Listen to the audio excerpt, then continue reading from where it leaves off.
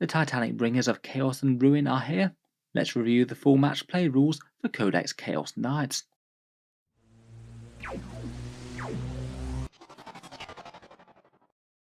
Hello and welcome back to Auspex Tactics, where today we're reviewing another 40k codex, some decent updates to a faction that's been struggling a lot throughout 9th edition, the rules revealed in full at least a week or so early. The rules have been fairly widely distributed over the internet at this point. Basically it looks like someone's got their hands on one of those new Chaos Knight launch boxes early, the ones with the brand new Abominant Knights and the new War Dogs, and posted the pictures of the codex far and wide so we can be absolutely certain that these are the real rules. Overall, I think I really quite like the book. It seems that Games Workshop have finally issued a codex that isn't actually instantly the strongest thing in the game by a mile, but it still looks like a really powerful upgrade on the previous. There's boosted weapon profiles and multiple new layers of special rules, meaning that you can really create some incredibly stacked Chaos Knights with a lot of power. So let's talk about what's in the book, and then go through each section turn in turn, looking at what things might be strongest. So here we have the rough contents for the codex. As with all the 9th edition codexes, there'll be a decent section on lore and miniature galleries, as well as the Chaos Knight Crusade rules.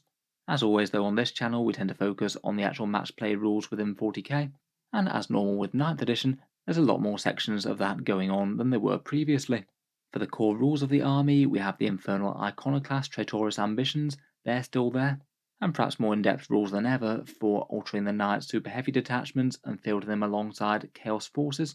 They're better objective rules that they got in the balanced data slate, and generic rules for dread abilities, a really quite common mechanic on the codex, striking a bunch of psychological blows as well as just damage ones. Their army-wide special rule is called Harbingers of Dread. The general theme is debuffing enemy forces within 12 inches of you. For characters, there's Relics and Warlord Traits and all new psychic powers for the Knight Abominant. The Dread households are within the codex now, not just in the supplement. There's now 6 households rather than 5, and slightly slimmed down options for fielding custom households. You just get the one more powerful trait, and that's also what Dreadblades get. There's the normal 4 pages of Stratagems, a really quite fun and interesting table of Favours of the Gods, where you can upgrade your knights to be Khorne or Tzeentch or whatever, and secondary objectives for the knights, something that they generally struggle with quite a bit in 9th. Then of course we get into the datasheets and new points costs. We have new datasheets for the Knight Abominant and a bunch of different War Dog variants. The War Dogs now have 5 different datasheet options to account for their new kit. As normal with 9th edition, there's a fair few boosted weapon profiles, but there are some nerfs thrown in there too. Titanic feet, for example, are nowhere near as strong as they used to be. Points cost wise, things haven't really changed too much. A few of the Titanic Knights have gone down in points slightly, and it does appear that one of the major rewrites in the rules section is that just about every bit of war gear has got a new, more chaosy name, which I must admit I did find slightly annoying, as it just makes them a bit harder to look up when you're first getting used to the codex. Overall though, loads to talk about, so let's jump in with the army's core rules first. So as Games Workshop have got more used to putting out knight codexes, I think they've got a bit better at overcoming the disadvantages for having entire armies made out of super heavy walkers, and there's really quite a lot of core rules that alter their detachments and objective rules. First up, they do retain the objective scoring abilities that they had in the balanced data slate. Towering Foe counts your models as 5 models for War Dogs, or 10 models if you're Titanic. Often that'll mean that you'll struggle to take objectives off them unless you're OBSEC, and War Dogs themselves gain OBSEC as well. It seems that all Knight detachments get these, including super heavy auxiliary ones. Usually they can't gain any detachment special rules as per the core rulebook, but there's a specific rule in the Knight book which means that doesn't count for Knights. If you're not fielding super heavy auxiliaries though, then you can field a Traitorous Lance. That's basically the Knight's super heavy detachment with 3 to 5 Lords of War. As previously, one model picks up the character keyword for free, and there's some slight tweaks to the command point refunding special rules. If your Warlord is part of the detachment, you refund 3 CP if there's between 1 or 2 Abhorrent class models or 3 to 5 War Dogs. Abhorrent class is the new chaosy name for Questoris pattern knights. That means that you can get the cost refunded if you have nothing but War Dogs. If you want the full 6 command points refunded though, then you need 3 plus Abhorrent class models, or at least 1 Titanic model and 6 or more War Dogs. In general, that's going to be fairly easy to achieve, whether or not you're fielding mainly big knights or little knights, I think. I'd say maybe the most annoying thing is that it kind of punishes fielding, say, 2 Abhorrents and a Tyrant, for example, when you won't get the 6 CP refunded. I guess it's slightly better news for really big War Dog heavy armies though. Then we have the Dread households, which we'll go over in detail later. They're basically your Chaos Knight chapter tactics, and you get one if there are 3 non-Dreadblade models in the detachment, whether that's a super heavy auxiliary or a regular super heavy detachment. I believe that means that you'd get the household bond if you had a unit of 3 war dogs in a super heavy auxiliary. Dreadblades don't get a household bond, and they don't get the Infernal or Iconoclast devotion. Instead, what they get is one of the Fell bonds, and it's kind of handy as you could just choose the one that's most tailored for the Dreadblade in question, so you could make a combat knight better at combat. Again, we'll go over them a little bit more later. I think a lot of people will be looking forward to allying a knight with an established Chaos or Loyalist army, and that's got quite a lot easier. Typically, I think you'll want to field a Dreadblade as an ally, and a single super heavy auxiliary detachment with a Dreadblade will gain the Agent of Chaos keyword. It'll still cost you the 3 command points for a super heavy auxiliary, but at least it doesn't break the every model in your army rules like Contagions of Nurgle or the Thousand Suns Kabbalistic Rituals. That was kind of annoying, say if you wanted to take a knight next to a Space Marine army, you never really want to give up the Doctrines. It sounds like you can also take up to 3 Wardog Dreadblades as well, as another option for allying knights without breaking your army-wide special rules. Finally, for slightly more unit-specific things, Ion Shields remain a 5+ invul save against range. They haven't gone to be effective in melee either, I'm afraid. And the Rotate Ion Shield Stratagem has got a bit more expensive for Titanics. It's now 2 CP for them, which is kind of a major blow.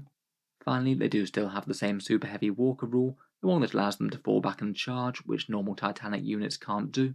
And they are able to move and advance across enemy models that aren't monsters or vehicles. That's pretty handy as it makes them a bit harder to screen. While a little bit heavy on the amount of rules that are in play, I think they come together to make a fairly sensible set of rules. They'll be good on objectives, there's multiple decent ways to get your command points refunded, and super heavy auxiliaries got a lot more tempting to take, particularly alongside other armies. Otherwise, the other big special rule that you get if you aren't a Dreadblade are these Traitorous Ambitions, the Iconoclast and Infernal ones, depending on whether or not you're associated with the Dark Mechanicum or not, I guess. The Iconoclast rule remains the same and still very, very powerful. For melee knights, it's +1 to attacks and an extra AP -1 in the first round of combat. Really very nice whether you're a War Dog or Questoris pattern. But maybe the stealth nerf to this one is that it's going to be less good on all the ranged knights due to their Titanic feat only getting 1 attack, not 3. It means that you can't merely take this, have a knight with 2 massive guns, and still have it be an absolute powerhouse in combat. I'd say that's perhaps one of the biggest nerfs in this entire book. Infernal has been tweaked slightly. The system of activating it is kind of the same. You can opt to take 1 mortal wound to roll a d3 on the table each turn. That allows you to acquire a random buff, or you can take d3 mortal wounds on your knight and choose the result that you want. The options are a bit different though. The movement one is now just +3-inch move. I guess handy enough if it's going to make the difference between whether or not a really big model gets a charge. The defensive one now no longer gives you toughness 9, instead it means that you can't be wounded on wound rolls of 1 to 3. Basically transhuman physiology on a knightly scale. If you know that your opponent's packing some strength 9 or higher guns, then that's a really nice defensive buff to a knight that's about to be focused down. Finally, demonic power I'd argue has been nerfed. You get +1 to wound on 1 weapon that you select now.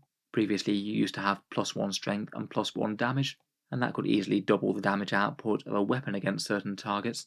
+1 to wound is very nice and universal, but I think it might just be a little bit more questionable.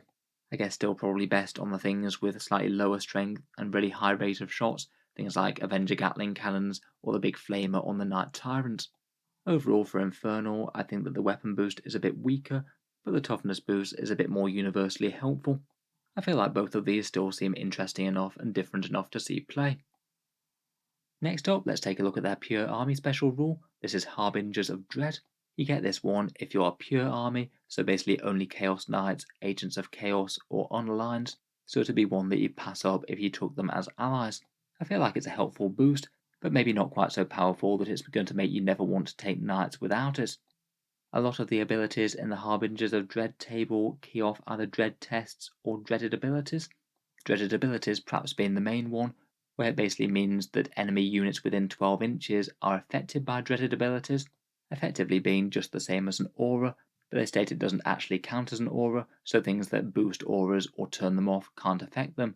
It's kind of similar to the Death Guard Contagions of Nurgle in that way. Essentially, when your Chaos Knights get within 12 inches of the enemy, annoying things are going to start happening for those enemy units as they all get spooked out by your spiky knights. The other mechanic that a few rules use are called dread tests. These ones are very similar to an old-fashioned morale test where you basically roll 2d6 against the model's leadership, and if you beat the leadership on those 2 dice, then the test is failed, and again usually something bad happens to that enemy unit. It means that those abilities are going to be far better against things with lower leadership than high ones, though even things with fairly decent leadership are often going to fail them. The earliest dread ability that's going to be on all the time will give you a -1 to enemy leadership. Then in terms of what rules your Chaos Knights get, the rule has a big table that we'll take a look at in a second, and it's a progressive turn-by-turn ability, where you get increasing layers of rules for your knights as the battle goes on.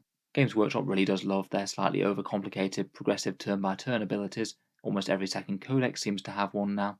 The way that the Chaos Knight one works is a bit on the weird side. You get a choice of which ability to add to your stack of abilities each turn, and they're listed under 3 different columns called Doom, Despair, and Darkness. On the first turn you have to use the Doom ability that we'll see in a second, but then for turns 2, 3, and 4 after that you get the choice of Doom, Despair, or Darkness. Though it is somewhat dependent on what you picked in previous terms, you can't move directly from a Despair to a Darkness ability, and you can't move directly from a Darkness to a Despair ability as per this little diagram here. As the game goes on, you'll get all the way through to turn 5, which means that on the last turn of the game you should have 5 different stacking abilities on each of your knights, some of which are kind of minor things, but some of which are really quite powerful debuffs.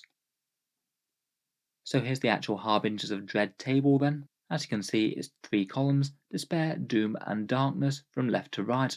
The general themes of them are that Despair tends to be objective focused, Doom tends to be fairly morale focused, and Darkness makes it hard for your opponents to actually attack your models, which seems quite nice. In turn 1, as I mentioned, you have to use the Doom ability, and that one is units in Dread range take -1 leadership and -1 combat attrition, so if the enemy is anywhere near Chaos Knights, they're going to be slightly easier to make run away. If we move down the Doom column after that, say if you just selected that one every turn, on turn 2 you'd get +3-inch Dread range, so that'd be a massive 15-inch pseudo aura out of each knight. On turn 3 they make failing morale even more punishing. If an enemy fails a morale test within Dread range, they lose 1 extra model before they get to roll combat attrition, and hilariously enough they lose D3 extra models if the leadership test was double their initial leadership. That one seems like it could actually be a way to punish Space Marines and make them run away more, as they ignore combat attrition modifiers, but if the models run away before they even get to test, then that doesn't even matter. Then on turn 4, it doubles down on even more leadership debuff, so -2 leadership more. That'd be a fairly hefty -3 leadership coming out of your models then if you went down this column. And then on turn 5, again it's the only one that you can choose, so it's the one that every army would take, a further -1 combat attrition, and enemy models also flee on an unmodified 1 or 2, which would make things like Space Marines run away more as well.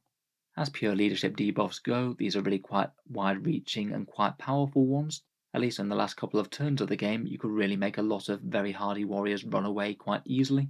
But I do think the leadership mechanics are always a bit questionable in 40k. A lot of armies just really don't care about morale all that much, even if they're debuffed a lot.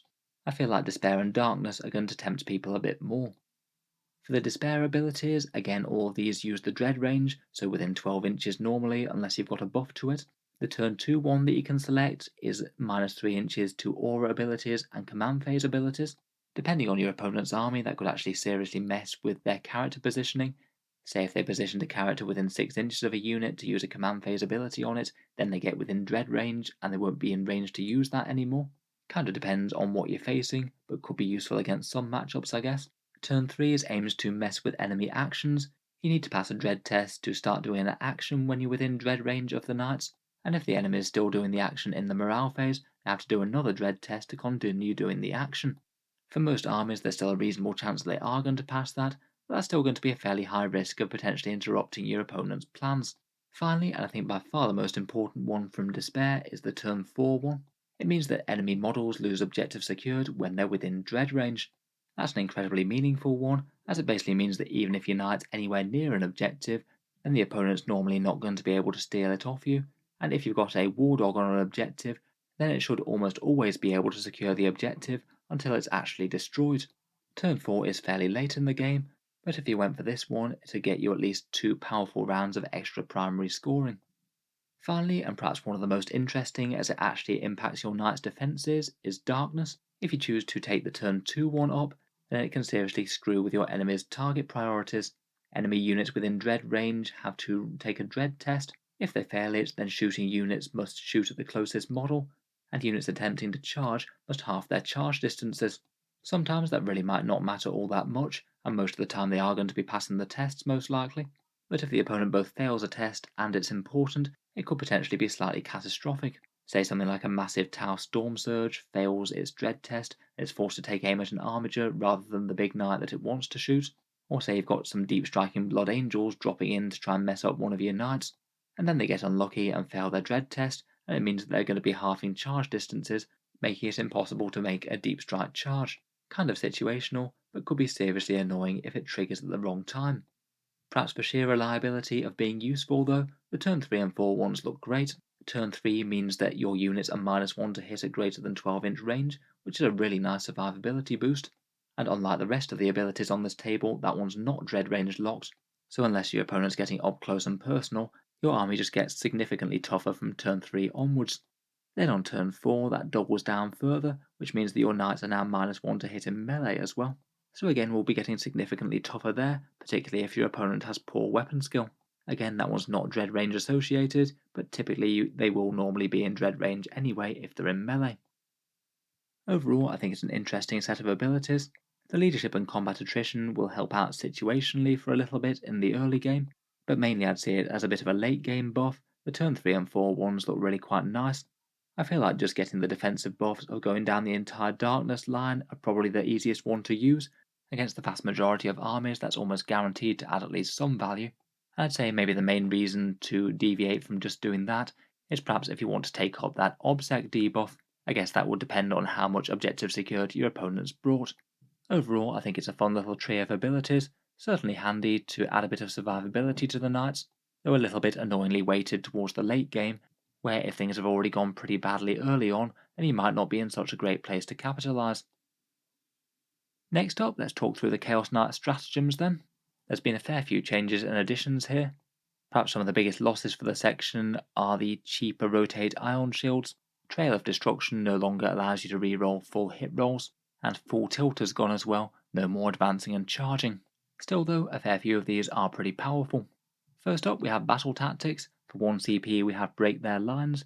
That's an Iconoclast specific one, and it's +1 to hit in melee.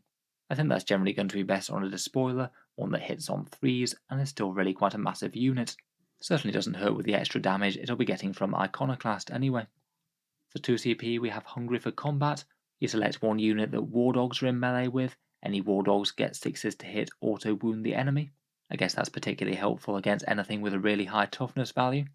In a similar vein, for 1 CP we have Pack Hunters. Again, select one unit in melee that War Dogs are in combat with. They each get +1 attack against that unit. I feel like that's maybe a bit questionable, you're not going to be getting all that much damage out of that. For 1 CP we have Skies of Fire, +1 to hit against aircraft with a War Dog model. Going to be most useful with the autocannon versions, or maybe the Brigand, the other double ranged one now. Might be enough to justify itself against certain targets. For 1 CP we have Murder Bliss. This is a Slaanesh specific one. Each god specific knight also has its own stratagem. The Slaanesh one is a buff against hordes. If you're a model in melee with 6 or more models you get +1 attack, or 2 attacks if there's 11 plus models in there. Only really worth using if you're a big knight with something with a sweep attack like a Reaper Chainsword. That could be a way that you could get a big 6 extra attacks if you are fighting a horde. For 2 CP we have Tormented Wrath. You get to select one enemy unit, and any War Dogs that are shooting that unit get extra hits on 6s. I actually think that one's potentially really quite powerful. You could easily go very heavy on War Dogs if you wanted to. 6 of them is usually going to run you less than 1000 points, so potentially that's exploding hits on 6s if all of them decide to focus down one massive enemy threat. Provided you're fairly War Dog heavy, that doesn't seem too bad at all. For 1 CP we have Crushed Like Vermin. This one's one that makes Titanic Feet somewhat threatening in combat. They get -1 to hit compared with what they'd normally be, but each successful hit causes 2 mortal wounds to non-vehicle, non-monster targets. I guess if you get a melee knight in combat, and you reliably need to kill something like a character or a few 1-wound infantry, then this could be a pretty decent boost to do so. For 2 CP we have Vengeful Outcasts, +1 to wound in melee against Imperial Knights. Perhaps not the most common opponent at the moment. I'm sure there'll be a few more people playing them after their book drops though. Even so, 2 CP is a bit on the steep side, I must admit. For 1 CP, we have the new version of Trail of Destruction. This one allows you to reroll hits of 1 against a unit that's on an objective marker. It can be range or melee for this one, so it is kind of handy. Even small damage boosts on a 500 point knight could easily be worth a 1 CP. Perhaps this one seems particularly tempting for the Knight Tyrant with the overcharged plasma weapon. That way you could not only boost damage output, but also get to save yourself some mortal wounds. Next up, for 1 or 2 CP, we have Unyielding Rage. This one's a pretty powerful defensive boost in combat, giving you -1 damage. It's 1 CP for War Dogs, and it doesn't stack with anything else. I really quite like this one. If you think you're just about to get messed up by a whole load of things with damage 2 weapons, like Sanguinary Guard or Drakari Helions for example, then this one can make your knight twice as survivable. Next we're into Epic Deeds, and firstly we have 1 CP for Titanic Duel. Maybe a slightly more of a fun and fluffy one. If you're in melee with a Titanic unit, both of you secretly conceal a number on a dice between 1 and 3. If they differ, then you get the number of attacks that you hit on your dice. A bit of a little bluffing mini game there. Does your opponent just conceal the 3 to stop you getting the maximum amount of attacks, or do they try and be clever and conceal a 2, knowing that you'd expect them to block a 3? I guess even 1 extra attack might not hurt though. Next up we have 1 or 2 CP for Beseech the Dark Gods. This one's the equivalent of the god-specific stratagem for the Pantheon Undivided models, and it's a rather interesting get up when you die rule. You roll a dice, and on a 4+, you set up with 3 wounds remaining at the end of the phase. Potentially that could be a really big deal if your opponent only just manages to put down something like a Titanic Knight, and then you get a turns full of damage dealing next turn. It is very unreliable of course. It's 2 CP for a Titanic Knight and 1 CP for a War Dog.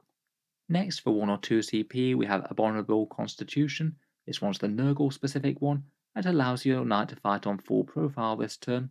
2 CP for a big knight, or 1 CP for War Dogs. If you're on your lowest bracket and hitting on 5s, then that seems pretty useful.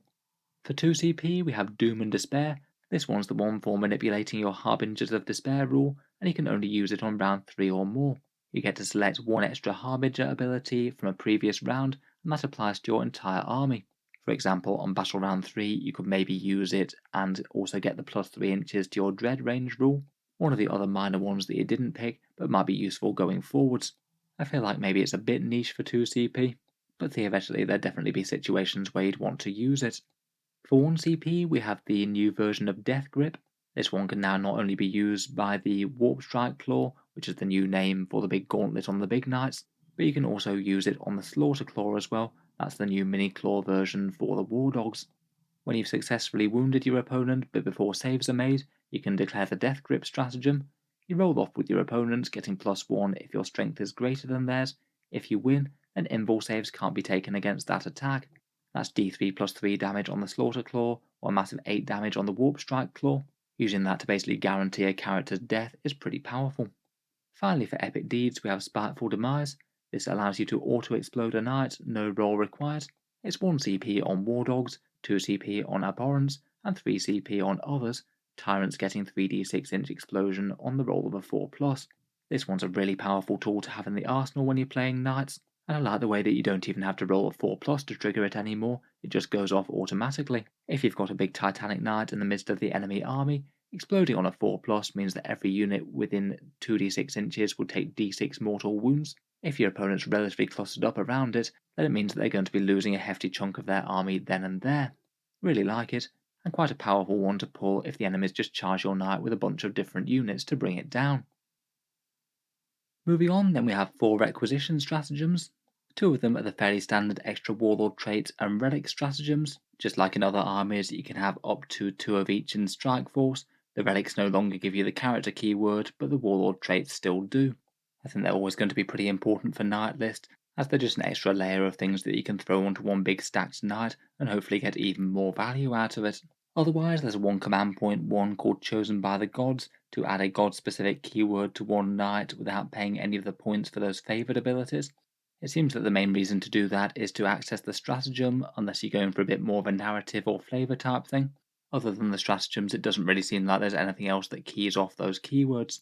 If you just so happen to use it on a Knight Abominant and make them Khorne, they lose being a Psyker, but you get +1 weapon skill and +1 attack, so they fight a fair bit better in melee. I feel like the Psyker benefit is still likely to be better. but I guess that could be one way to build quite an interesting knight that hits pretty hard both at range and melee. Finally, for 1 CP, there's Arch Tyrant, which allows your Warlord to gain an additional trait, another way to have 2 different big buffs on one big knight. Then we're into strategic ploys. First, for 1 or 2 CP, we have Bind the Souls of the Slain.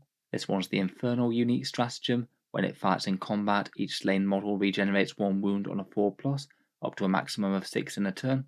Seems pretty reasonable to use if you're fighting a 10-man infantry squad maybe. Say if you killed 6 models, you'd be regenerating around 3 wounds, which isn't terrible. It only costs 1 command point on War Dogs too. For 1 CP, we have Hunting Hounds. This allows you to nominate 2 household war dogs at the start of your movement phase.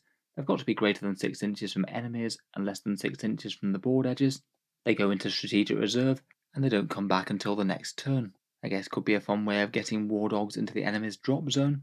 Those types of stratagems are quite powerful, but this version does seem just a little bit restrictive. It does mean you're going to be giving up a turn of firepower, and they also have to have been already near the board edge even before you've moved, so it's perhaps a little bit more restrictive than some. For 1 CP, you have a long leash that allows the Despoiler, Rampager, or Desecrator to all grant their aura ability to a war dog model at any range. We'll talk about those in the datasheet section, but they basically amount to reroll ones to hit at range or melee, and heroic intervention. It means that the damage output isn't going to be spectacularly better, but I guess if you absolutely need every tiny bit of damage output in one part of the battlefield, then for 1 CP that might be okay. We've then got yet another War Dogs one called Unleash the Hounds. This one allows you to reroll charges for War Dogs charging the same unit as one that just succeeded a charge. I think that's going to be questionable to use most of the time compared with the standard command point reroll. For 1 CP, Khorne punishes some Psykers with Wrath Surge. An enemy Psyker that fails a test within 18 inches automatically takes Perils of the Warp. Perhaps best if it gives you the chance to kill the Psyker. And for 2 CP we have Harrying Hunter. A War Dog can shoot and charge despite falling back. Quite nice if the opponent thinks they can lock down the War Dog just with some chaff infantry locking it up. That could give them a really nasty surprise and allow you to do a bit of a power move. Still though, going to be a bit situational when it costs you 2 CP. Finally, we have the War Gear stratagems. First, for 1 CP, we have Reap and Rend. It applies to the Reaper Chainsword or Reaper Chain Talon. You can't reroll hits, but you get +1 additional hit when you're using their sweep profile. For the Titanic Knights, that's going to be 4 attacks per every attack that you allocate to it, and for the War Dogs, that's going to be 3 rather than 2. That could be quite a lot of extra damage if you are using something like a Knight Rampager, and it makes sense to use the sweep profile for your targets. Next, for 1 or 2 CP, we have Diabolic Bulwark. This one's the reincarnation of Rotate Ion Shields. It gives you a 4+ invul against ranged attacks, but it now costs 2 command points on Titanic models, so it's going to be one that you're far less likely to just auto-use basically every single shooting phase. That does seem like it's a fairly big nerf just to knights in general, to be honest.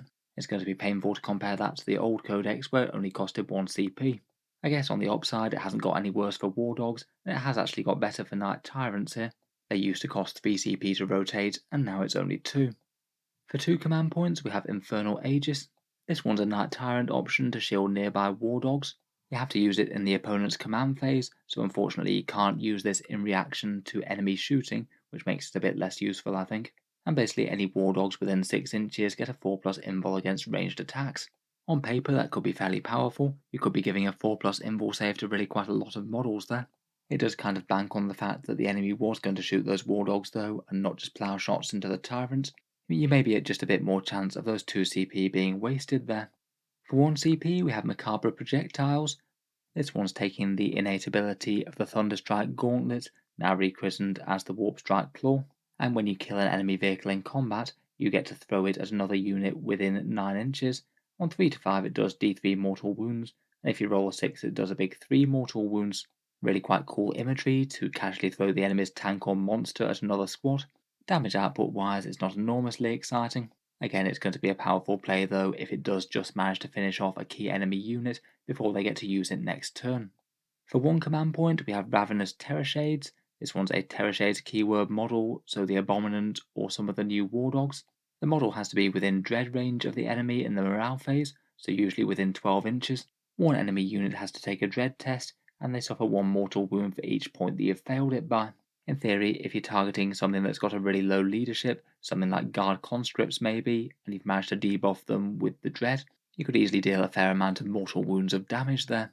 I think you'd have to be looking at pretty low leadership to make it worth it though. Maybe getting the enemy leadership down to something like 5 or 4 through debuffs before you generally want to consider it just on pure damage. Again though, even just getting a small chance of offering a key injured enemy unit after you've exhausted all your damage could well be worth it. This would be really painful if it did just happen to kill a last Space Marine that was clinging onto an objective and about to score your opponent a whole bunch of points. Finally, for 1 CP we have Sorcerer's Ammunition. This one's the Tzeentch unique stratagem. One ranged attack automatically wounds the enemy. I believe that would just be a single shot, not an entire firepower of a gun. I guess good to dial in a really powerful shot. Could be quite a nice way of getting around something nasty like transhuman physiology. As a bonus, if you happen to be targeting a Psyker, they have to take a Dread test and take Perils of the Warp if it fails. That feels like a bit of a random aside though. I feel like this one could be a bit of a niche stratagem. Auto-wounding something with transhuman physiology with a really powerful attack might be the best use. Overall, I feel like it's maybe a bit of a mixed bag with these stratagems. A few powerful options have been toned down a bit, and I feel like Games Workshop's been fairly careful not to give really powerful models access to really simple buffs just for 1 command point. In terms of things that I think will be used quite a bit, I think 1 command point for Break Their Lines to improve Iconoclast melee could be well worth it. And I think one of the best defensive stratagems would be that 1 or 2 command point Unyielding Rage one, the one that means that you're -1 damage in melee, making your knights a lot harder to kill with damage 2 weapons. I think it's really helpful to have an auto-explode stratagem in the roster as well. When that matters most on a big Titanic knight, it's really going to hurt your opponent's army a lot. And I think a few of the other slightly more model-specific ones are nice as well. The one for War Dogs focusing their fire for extra hits seems good, as does the one to give you a decent chance to get up on death if you're Pantheon Undivided Knight. Still though, a few staples like Full Tilt for advance and charge will be quite sorely missed. Next up, let's get on to one of the most fun sections of the Codex in my opinion, the Favour of the Dark Gods tables. These are the Chaos Knight points cost upgrades, paying some points for some really interesting extra abilities, and they're the main way you can dedicate your knights to Khorne, Slaanesh, Tzeentch or Nurgle. It's available to War Dog, Abhorrent class or Tyrant models only, so a few of the Fantasy Forge World Knights can't get them. And they've been quite clever with costing each upgrade. It costs differently per War Dog, Abhorrent or Tyrant. Very sensible I think, as otherwise they're going to get vastly different amounts out of different buffs. If you take it on a War Dog out of a War Dog squadron, only one of the War Dogs can take a Favour of the Dark Gods, and each one of the 15 different abilities can only be used once, and no more than 1 can be put on one knight. Each one of these favours basically gives you 3 different buffs. First up, an allegiance keyword, so it gains say Khorne, Tzeentch or Pantheon Undivided. Quite nice they give something special to the Undivided Chaos Worshippers. Those are the ones that allow you access to those stratagems. There's some sort of upgrade that makes the knight a bit stronger or more useful in some way, and then a further upgrade that you can try and unlock in-game called a favoured ability. To unlock a favoured ability, you have to try and make a kill tally with your given knight. You keep a tally of how many models your knight has slain, and you add a number of points to the tally for how many wounds the slain model had. So say if you had a knight that killed 2 Terminators, they both have 3 wounds, so you'd add 6 wounds to the tally. There's then a little table of what constitutes a worthy offering. War Dogs have to get a tally of 5, Abhorrents have to have 10, and Tyrants have to have 15. And then when you've reached that number, the ability unlocks, and usually it's something quite powerful. I'd say perhaps the main downside of this is that it's a little bit more bookkeeping. You basically need to make note of every single model that each one of these favoured knights kills, otherwise you're not going to know when they reach their tally or not. Might just be a bit of a faff if you've got 5 different favoured knights running around. Still though, I think it's quite fun. They all seem quite reasonable for the classes of knights, and it does feel all very fluffy, offering the souls of your beaten enemies to beseech the Chaos Gods for more power. Each of the gods have 3 different favoured abilities, so let's go through them in turn, and we'll start with Khorne. As well as the other things that we've mentioned, Khorne has one other quirk, the same as we mentioned earlier with Knight Abominants. If you dedicate a Knight Abominant to Khorne with one of these upgrades, then it gains +1 weapon skill and +1 attack, and loses its psychic powers. At least that makes it not quite as punishing, though if you're dedicating your knights to Khorne, it might still be better on the non-psychic knight. First up for Khorne's upgrades we have Blood Shield, 30 points on the War Dogs, 45 on Abhorrents, and 30 on Tyrants. This one's a once per game ability to turn off invuls in the fight phase, both for yourself if you have any and the foe. It's a really massive power move to play, could easily get you the upper hand in a tight duel against another enemy elite, but the price tag is pretty painful as well, to be honest. I feel like it's probably going to be best suited on the abhorrent of the three. It'll basically all but guarantee that you get to smash through the massive damage output of those Reaper Chainswords or Warp Strike Claws. Still though, 45 points is a lot to pay. The favoured ability is nice and simple, you get to do it all over again later in the game. Presumably you'd get to that quite easily after a round of combat where you've triggered it the first time. Next we have the Collar of Infernal Brass, 15 points for a War Dog, 25 for an Abhorrent, and 25 for a Tyrant. This gives you a -2 to cast for enemy psykers within 12 inches, and the favoured ability makes the model immune from psychic powers altogether. It might not be a too bad meta pick at the moment, with terrifying Tyranid psychic phases out there. I think my main concern with it is that the enemy needs to be within 12 inches for it to have effect, and quite a lot of spells don't need to be that close, they could simply step back a few inches and still cast just fine.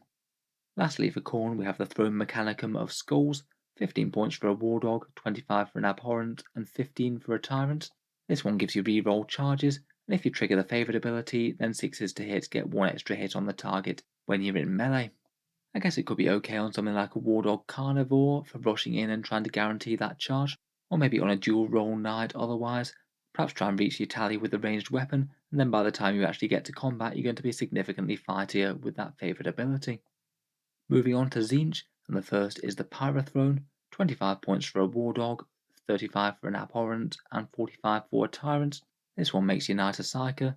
You know 1 Warpstorm power and smite, and you can cast and deny 1 power each turn. That really doesn't seem too bad to me on any of the choices. In particular, if you're not using the Knight Abominant, then getting one of the good powers like that 5+ Feel No Pain is really nice. Just farming out that every single turn could easily be worth the price tag on any of those, I think. And the extra psychic denial it brings certainly isn't bad. If you do get favoured as well, you get to reroll 1 psychic test each phase, so it makes that cast go off extra reliably. Next up we have the Cursed Rune of Fate, 15 points for a War Dog, 35 for an Abhorrent, and 50 for a Tyrant. This one means that every time you roll a saving throw of a 6 versus ranged attacks, it causes 1 mortal wound to the firing unit to a maximum of 6. That will certainly deter enemies from just pinging small arms into the knight, though if they are trying to kill it with just a few really big shots, it might be kind of meaningless. I'd say maybe the biggest deal for this one is the favoured ability though. If you trigger it, then you gain a 4+ invul save. That's both at range and in melee, which is massive. I think it could be a pretty reasonable pickup for an Abhorrent for 35 points. Try and make that kill tally whichever way you can, and then your knight's a lot tougher to take out for the rest of the game. If the enemy manages to fry a few of their own wounds off by shooting at your knight on the way, then so much the better. Finally for Tzeentch we have Mirror of Fates, 15 points for a War Dog, 20 for an Abhorrent, and 30 for a Tyrant, and its base ability is a command point farming one. Every time your opponent uses a stratagem, you've got a 5+ chance to gain a command point. That alone seems like it could be a pretty much auto-include for something like a backfield War Dog with auto cannons. Just 15 points for farming out a few command points over the game seems like an absolutely great return on investment. If you manage to reach your tally as well, it actually gives you a pretty decent defensive ability as well. Automatically passing one of your armor saves with a 6 is going to be a really nice thing for keeping your knight alive. I think overall I'm really quite impressed with the Tzeentch favours. For the points cost that you pay, they all seem pretty strong. Moving on, and Grandfather Nurgle can bestow you with a Putrid Carapace, 20 points for a War Dog, 40 for an Abhorrent, and 60 for a Tyrant. The standard ability gives you +1 to your saves against damage 1 attacks, which I don't think is particularly impressive really. Won't hurt against small arms, but in general small arms or even medium caliber firepower aren't exactly what knights fear the most. The favoured ability though I think is a bit better, +1 toughness if you can trigger it. Having a toughness 8 War Dog's really nice, or a toughness 9 Abhorrent. I think it's still going to be a bit pricey for Tyrants though. Next we have Blessing of 1,000 Poxes, that's 15 for a War Dog, 30 for an Abhorrent, or 15 for a Tyrant. 6s to hit in melee will also wound the foe. In general, a slightly disappointing melee buff on most weapons really. It's usually going to equate to something like a 16% increase in damage output if you are wounding them on 3s. Night weapons often do tend to be wounding things on 3s or better. The favoured ability though I think is more interesting. 6s to hit at range will also wound the foe, and as your ranged attacks are a bit more likely to not be wounding on 3s as much due to not having quite as crazy strength as the melee stuff, then that could be really quite fun. Seems like it could be interesting for something like dual Avenger Gatling cannons, could make them really quite scary and generalist. Nurgle's last favour is Aura of Corruption, 35 points for a Wardog, 35 for an Abhorrent, and 25 for a Tyrant. And this one almost seems like a dark mirror of the Death Guard's Contagions of Nurgle. When enemy units are within 6 inches, they're -1 strength, and their favoured ability is when they're within 6 inches to have -1 toughness as well. The strength thing, I guess, is an okay debuff for melee units trying to kill your knights. It'll be meaningful on some enemies, less so on others. Really though, that favoured ability debuff could be very, very big. Again, you just need to do your absolute best to try and trigger it early, and then in theory, if you could move it next to an important enemy unit, you might be able to make a lot of your shooting a lot more dangerous against them. Seems fun, but maybe a little bit pricey for what it is. I think I'd probably prefer it on the Abhorrent to the Wardog, just because the Abhorrent's a bit of a sturdier platform and less likely just to get taken out. Next up we have the Dark Temptations of Slaanesh. The first favour is the Quicksilver Throne, 15 points for a Wardog, 20 for an Abhorrent, and 10 for a Tyrant. This gives you a rather nice combo of Heroic Intervention and Fights First in melee. The two pair together pretty well, as it means that you won't just be Heroic Intervening into something that charges something else, and then risk getting killed before you even get to strike. I guess Heroic Intervention is something that you could acquire with a Warlord trait. If you pay the 1 CP for the trait, then you'll get a character keyword and Heroic Intervention thrown in, but Fights First can at least be fairly helpful in itself as well. The favoured ability is a slightly boosted Pylon and Consolidate move, D3 plus 3 inches. Can be good for a little bit of extra gamey movement I suppose, but it's not exactly the biggest movement increase, it just feels a little bit whatever. Maybe not too bad though for a Wardog holding down an objective. It means that opponents aren't just going to be able to walk up to you and steal it away from you. Next up we have Beguiling Majesty, 20 points for a Wardog, 40 for an Abhorrent, and 40 for a Tyrant. And this one's a pretty spectacular melee debuff. The enemy gets -1 to hit and to wound when they're in combat. I feel like this is potentially one of the most powerful on the entire list. It's going to make this model ridiculously painful to remove in combat, particularly if you are wounding on 5s already, as you might be against an Abhorrent. And for some armies where most of their anti-tank is melee focused, then that could be a real problem for them. I guess it is really quite heavily matchup specific, but for a frontline knight that's likely to be getting stuck into the enemy, it really doesn't seem too bad, even for a fair amount of points. If you do manage to hit your favoured tally, then it also kicks out an 6-inch aura of -1 attacks, just in case the enemy elites weren't feeling quite weedy enough at -1 to hit and wound. Lastly for Slaanesh, we have the Subjugated Machine Spirit, 15 points for a Wardog, 30 for an Abhorrent, and 20 for a Tyrant. This one allows you to advance and fall back and shoot as if you were stationary, so getting a fair amount more movement out of your guns. D6 inches could often be the difference between getting in line of sight or not doing so.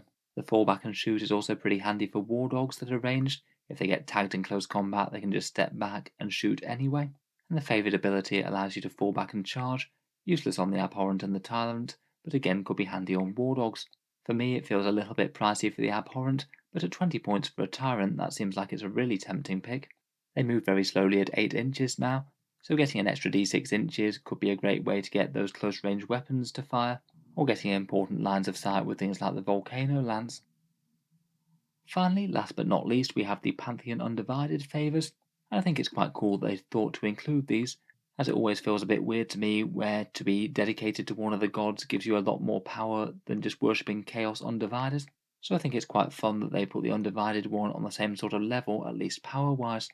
These ones gain you access to that fun chance to stand back up when you die stratagem as well, and I think that's quite a big bonus. First up we have the Mark of the Dread Knight. That one's a 20.1 for Wardogs, 44 Abhorrents, and 60 for Tyrants. It gives you a 6+ Feel No Pain, going up to a 5+ Feel No Pain if you meet your kill tally. At those points costs, again I feel it's probably strongest on the Abhorrent there. A 6+ Feel No Pain usually equates to around about a 20% increase in durability, and I think that's usually going to be good value on something like a 400+ point knight for 40 points. Maybe it's a little bit take or leave at that points cost, but the fact that you've got the chance to up it to a 5+ Feel No Pain if you meet the tally, then I think it is usually going to pay off. Next up we have Warborn Stalker, sorry not Warborn Stalker there, 15 points for a Wardog, 30 for an Abhorrent, and 30 for a Tyrant, and it's a fairly interesting one that gives you the option to deep strike a knight anywhere that's greater than 9 inches from enemy models. Perhaps a bit of a weird one for knights really. In general you usually want to have the models on the board turn 1, as having that much threat off the board for a turn could be kind of killer, but I guess it basically does allow you to guarantee to deliver an alpha strike, hit the enemy hard at full power before your knights had the chance to be shot. It seems like it could be pretty scary, at least on paper, on any of those. A pop-up war dog to throw down some firepower and then hopefully attempt a long charge. Same for an abhorrent, and I think it's particularly very scary on something like a knight tyrant with long range. 30 points for perfect positioning with that volcano lance and ectoplasma detonator, or maybe even being a bit bold and trying to get some firepower with those melter guns, even deploying it quite close to the enemy. If you trigger the favoured ability, then you get to do an interesting teleport move with it. You get to remove it from the board, and then in your next movement phase you get to deep strike it back in. Maybe it could be worth it if you need it for objective points, but having a knight spend an entire turn off the board could be pretty painful, as it's not going to be killing any models there.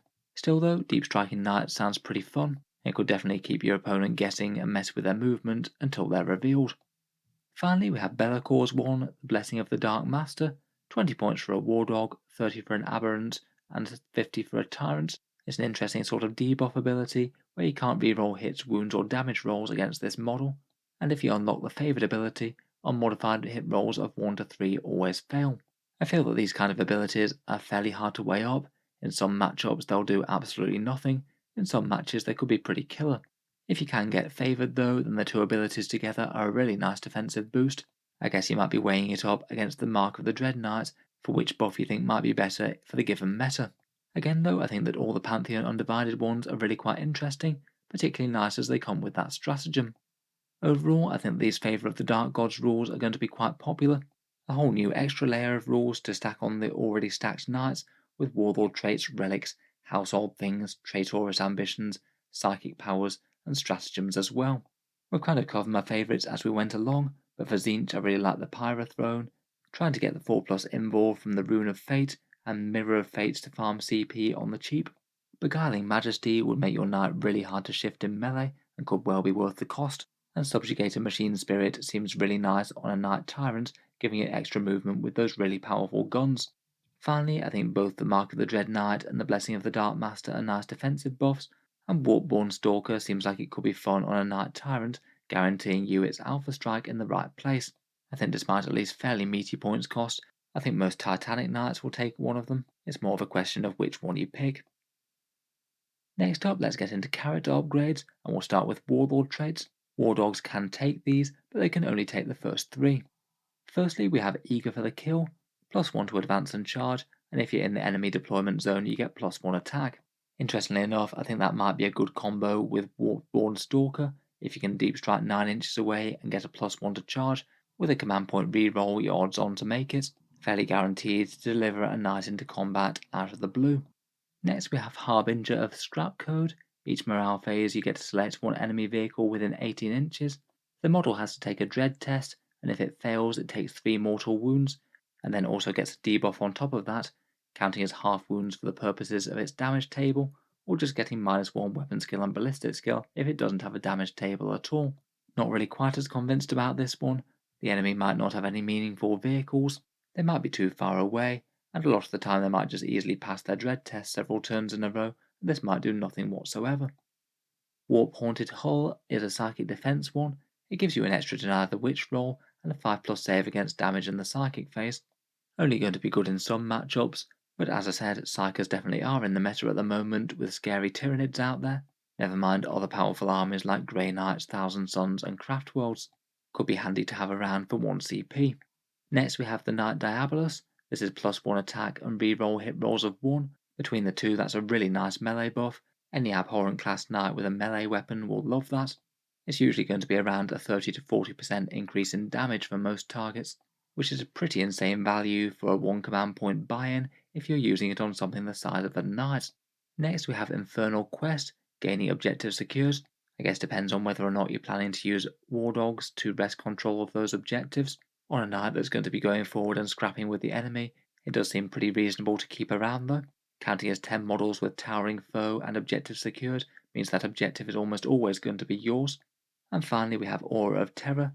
When you're within dread range, morale and dread tests are taken on an extra d6 and drop the lowest. That one would normally be really quite tame, but as we've seen with that Harbingers of Dread table, there's really quite a lot of abilities that you can do with dread tests. You'd typically be pushing the average roll to something like an 8 rather than a 7, and that could be enough to tip the balance for quite a few enemies. If you were planning on doing something a little bit more thought out with morale manipulation, then it seems like that could be a really interesting piece in the puzzle. Out of these though, I think my favourites are Knight Diabolus for the massive melee boost. Objective secured never hurts, particularly on a big knight going forward. Warp Haunted Hull is excellent with Psychers, and Eager of the Kill could combine well with deep striking knights. I think the Diabolus one though is probably my favourite. Take a dangerous knight and make it immensely more dangerous and threatening. Next up we have a bunch of fell relics. These really seem to be slanted towards the Abhorrent and the War Dog classes. There's really not all that much that Tyrants can take. First up we have the Blasphemous Engine. This one's Infernal, Abhorrent or War Dogs only, and they get a 2+ save against Demonic Surge damage and counters double wounds for their damage table. If you are planning on basically using the Demonic Surge every turn for a unit, then I think this is a pretty reasonable one if you don't need the relic slot for anything else. You'll usually save yourself 1 or 2 mortal wounds on your knight each turn, and if it does survive to surge say 3 turns in a row, you might have saved yourself 4 or 5 wounds worth of damage. Next we have the Veil of Medringard. This one's Iconoclast only, and again it's only for Abhorrents or War Dogs. It gives you a 4+ invul at range, or 6+ invul in melee, which I guess is something. Very decent range durability increase there, and a little bit of melee. I feel like if you're playing an Iconoclast household, that'd be one that you would usually want to take. It could save you a lot of CP rotating shields. Next we have the Traitor's Mark. This one of the few non-restricted ones. Enemies within dread range can't use the Insane Bravery stratagem, and they can't use any rules that allow them to reroll morale tests. As well as having more fun playing with enemy leadership, on one turn when you choose a Harbinger ability, you can also choose an extra one, and that one applies to this model all game long, and it can be any of the 3. I guess maybe an interesting early pickup for that could be the 15-inch dread range on this guy. That way those leadership debuffs go even further. Next we have the Gauntlet of Ascension. This is the Warp Strike Claw, the new Thunderstrike Gauntlet. It gets to reroll all hit rolls, and killing characters buffs your knight's profile, giving you +1 strength and +1 attack for each one that you slay. The character thing is kind of situational and fun. Rerolling a hit roll though could be really quite nice on a Despoiler with a mixed roll. The claw doesn't have a minus to hit anymore, so it's going to be hitting 8 out of 9 times. That would give you a pretty serious powerful knight at both range and in melee. Next we've got the Twisted Mask. This one's for a Psyker model only, so I guess typically an Abominant knight, though I guess maybe you could use it if you had the Tzeentch Pyrethrone I suppose. It gets to know 1 other power from the Warp Storm discipline to give you some options, and whenever you cast psychic powers you have +1 to the roll. Seems pretty reasonable for the Abominant, a bit more reliability and choice with your casts. Next we've got the Panoply of the Cursed Knights, again Abhorrents and War Dogs, and it just gives you a 2+ armor save. A particularly big survivability boost against AP0 and AP-1 weapons there, though I suspect with new Armour of Contempt around, a lot of people are going to be taking a lot of high AP things, which it might not be quite as important against. I guess could maybe combine well with a Dread Blade that has the Cover at Range trait. Stacking +1 to save from light cover on a 2+ save will make it really hard to shift. Next we have a Soul Raptor Swarm, which is a Terror Shades model. That's the Abominant or the new versions of War Dogs. It gives you a 4+ save against mortal wounds aside from those caused by Demonic Surge, and if any models happen to flee within your dread range, you heal 1 mortal wound to a maximum of 3 per turn. A nice durability boost, but only good against some things. The Helm of the Dogs is a War Dog one. This one has to be given to a War Dog, and it gives you +1 attack, and other War Dogs within 6 inches reroll wound rolls of 1. I guess that could be pretty fun to designate 1 War Dog model as kind of like a mini commander. I could imagine one leading a trio of carnivores into battle maybe. Even just for the damage boost to himself, that's going to be quite impressive. Again, similar to the Warlord Trait, probably an extra 30 or 40% worth of damage. Plus if he gets to lead other War Dogs at the same time, then I suppose so much the better. The Helm of Warpsight allows Abhorrents and War Dogs to ignore modifiers to their ranged attacks, and also ignores cover. Good stuff with a ranged knight. Quite nice not to have to care about anything like light cover or dense cover when you're acquiring your targets. The Daemonis is a relic laser destroyer, the one that's carried by the Knight Desecrator. The gun's already got a fairly meaty profile upgrade, it's D3+6 damage now, and the main thing that the relic version adds is taking it from heavy 2 to heavy 3 and upping the strength to 16. That is going to make it even more lethal against vehicles than it was already, so not a bad upgrade if you're taking a Desecrator I suppose. The Teeth That Hunger is a Reaper chainsword that gets +2 strength. And also that I forgot to write on the slide, it also does give you +1 attack as well. I think the +2 strength is largely going to be pretty meaningless. I suppose it makes it a bit better against fighting other toughness 8 things. The +1 attack I think is largely where the value is. Combining this thing with that Knight Diabolus Warlord trait could give you a really hard-hitting combat machine.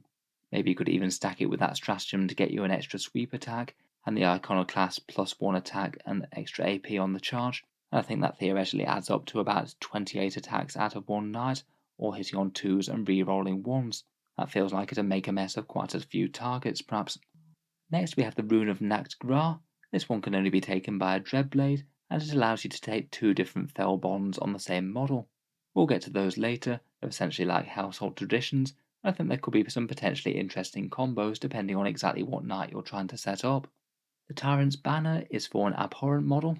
It gives you +3 inches to your auras, a little bit better for commanding war dogs and things, but it won't affect your dread abilities, and in each of your command phases you have a small chance to farm some CP.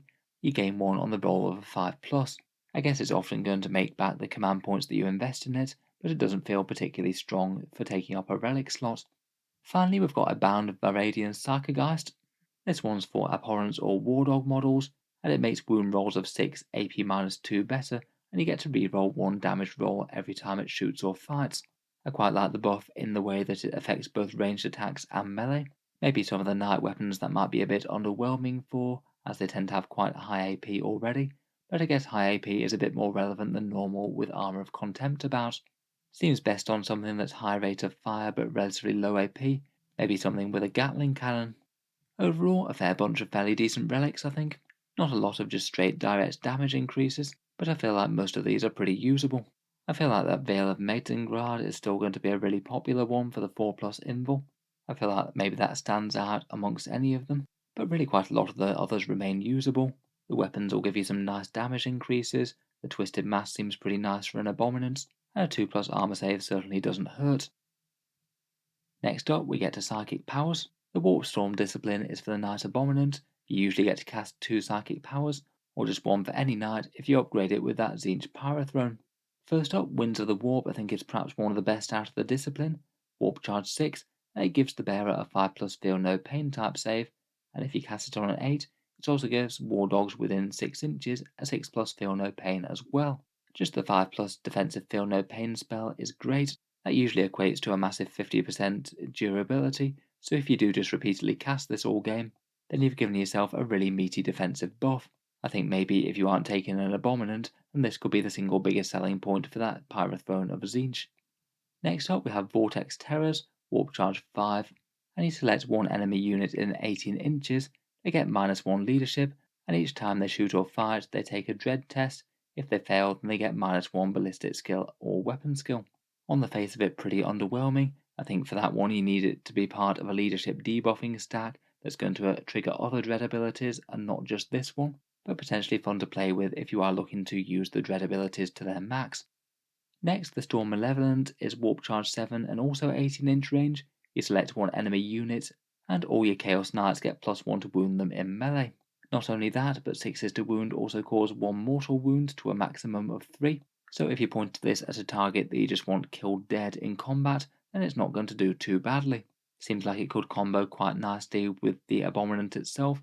It gets a fair amount of attacks with that Electra Scourge, and maybe is a little bit more likely to actually need the wound buff as it's only strength 8 rather than something strength ridiculous. Cyclonic Lamentation is a 12-inch range Warp Charge 6 one. It affects every single unit within 12 inches. They all take a dread test, and if they fail they take 1 mortal wound. That one will depend on how likely you can make it for the enemies to fail those dread tests, but in general I feel like this one's one of the worst ones. I feel like it'd take too much investment to make it worth it.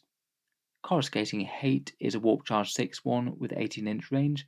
The closest unit takes D3 mortal wounds, and then if you're up close and personal to the enemy within 6 inches, you roll another dice. On a 2 or 3 they take a further mortal wound, and if you roll a 4+, they take a further D3. If you just want simple damage, then I guess this plus Smite could average you 6 mortal wounds when you're close to the enemy, which certainly seems fairly intimidating on paper. Finally we have Spite Squall, Warp Charge 6 and 18-inch range.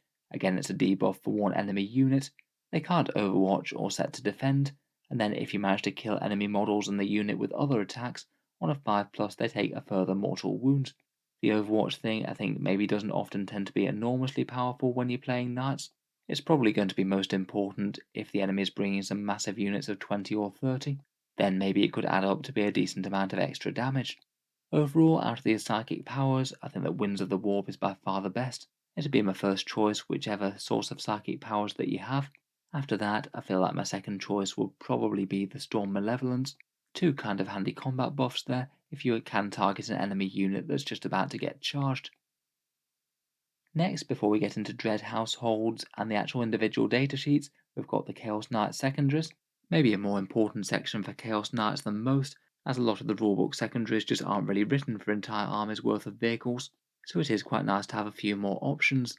As per normal, you can only use these if every model is either Chaos Knights, Agents of Chaos, or unaligned, and you can choose one of these instead of picking one from the normal list. First up, we have a Fitting Challenge, a Purge to the Enemy one, where you select the 3 most points costly enemy units and you gain points for killing them as soon as possible. If you destroy one of them in a battle round, you score victory points as per the table, 6 victory points on round 1, diminishing down to 2 on round 5. You can't score any more than 6 victory points on any one battle round though, provided you know that your opponent's going to have to be quite aggressive with them. I guess it could be a way to fairly reliably get something like 7 or 8 points on it. Hopefully though, at least for Purge the Enemy, that's often one that knights are going to be able to do a bit better than some of the others. Next up we have Path of Destruction, No Mercy No Respite, and kind of similar to the chapter approved one. You can score up to 3 victory points each battle round, 1 for destroying an enemy unit with a Chaos Knight that's within your own deployment zone, 1 for destroying a unit with a Chaos Knight that's greater than 3 inches from either deployment zone, and 1 for destroying a unit with a Chaos Knight that's in the enemy deployment zone. The first 2 are pretty plausible, though it does commit you to killing at least 2 units a turn every turn. The enemy deployment zone one is going to be far harder. In a fairly even battle, I think there's a good chance you might get absolutely 0 for that one. Again, meaning that you're probably unlikely to get anywhere close to maxing this. Next up, we have Ruthless Tyranny, a battlefield supremacy one, and you score these each turn to a maximum of 4. First up, it's 2 victory points for controlling half or more of the objective markers, 1 victory point if half or more of the objective markers are just within dread range, and then 1 further and harder victory point if every single objective marker is within dread range. This seems to be a flatly improved version of Stranglehold, with the option to score a bunch of points just for dread range even if you don't manage to take more than half the objectives. I feel like this one could be a very popular one out of this table. Finally, we have Storm of Darkness. Sorry I forgot to write it, but it is a Shadow Operations one. You have to walk your knights around cursing objectives, you get 3 victory points for each one that you've cursed, and to do so, 1 unit out of your army can curse an objective with an action that starts at the end of the morale phase. You can only start it if there's no other enemies on the objective, and the action completes at the end of your next psychic phase, so you're basically going to give up movement and command abilities. It's quite nice that you can start it at the end of your own morale phase, when hopefully you've just had your own turn to clear out the enemy units, but then they would have the option of trying to kill your knights before the action completes. Still though, as action ones go for knights, it's really not a bad one, and again I think that this could be worth a look. As an added bonus, non-chaos units within 6 inches of a cursed objective get a further -1 leadership, something that isn't going to go down amazingly with all those dread abilities flying around. Out of these 4, I think that the last 2 are both really quite interesting. Ruthless Tyranny sounds great, though Battlefield Supremacy ones are maybe a bit easier for knights, I'd say, and Storm of Darkness seems very doable as well. Next up, before we get onto the datasheet changes, we have the Dread households, and as previously, each one of these provides a household bond, Warlord Trait, Relic and Stratagem. The household bonds are their equivalent of chapter tactics or legion traits, and the rules for gaining them are a little bit different. They're gained by non-Dreadblades within the detachment, provided there's at least 3 non-Dreadblade knights in the detachment. So if you want household traits, then you're going to have to commit to at least 3 of them. There's a specific rule to say that super heavy auxiliary detachments also gain these traits as well, so I believe it would mean that a single auxiliary detachment with 3 war dogs would still get a bond now. I think most of the time you want to take it from one of the 6 major Dread households, though if you wanted you could take a single Fell bond as an alternative. They're those same traits that the Dreadblades get. Speaking of which, Dreadblades do work a bit differently. They don't have the multiple perks and multiple downsides system that you had before. Each one Dreadblade gets 1 Fell bond from the list, They're divided into Infernal and Iconoclast ones, and you can't double up on them, every Dreadblade must take a different one. They can't take the option that allows them to clone a household tradition, and Dreadblades also don't get the traitorous ambitions, the Infernal or Iconoclast bonuses, both of which are quite powerful in their own right. Going through to look at the households though, first up we'll start with the Iconoclast ones. House Herpatrax gives you some really tough knights, plus 4 wounds to Titanic units, so knights with 28 wounds, or plus 2 wounds to War Dogs, going up to 14. That's a 16% survivability boost right there, and it'd pair very nicely with any Feel No Pain type saves. Their Warlord trait allows you to ignore all modifiers to characteristics, so it wouldn't get weaker from enemy contagions of Nurgle for example. The only thing that can change its stat line is its normal degrading profile, and it also ignores basically any other modifiers, such as modifiers to hit, wound or damage rolls, advances or charges. There's quite a lot of those going around in 40k at the moment, so just having some sheer reliability could be very powerful. Their relic is a built-in -1 to hit for a Knight Abhorrent or a War Dog. Perhaps not quite as powerful as the Veil of Vedrengard, but I guess a decent alternative if you want yet more survivability and you've already used that. And for 1 command point, there's Warping Presence. At the end of the fight phase, each enemy within 6 inches takes 1 mortal wound on a 2 to 5 or d3 on a 6. I feel like usually that's going to be a bit underwhelming. I suppose situationally, if there just happens to be loads of enemy units nearby, 1 CP isn't the worst to spend. I think that's rarely going to be changing the world, but I quite like the tradition for these guys though. Just getting nice simple extra defense really doesn't hurt at all. Next up we have House Lucaris. They're also Iconoclast, and their bond allows you to reroll 1 hit or wound roll when they're in melee. I'm not quite so impressed with that one. I guess it's going to be most powerful if you use it on something colossally powerful, like that Warp Strike Claw with damage 8.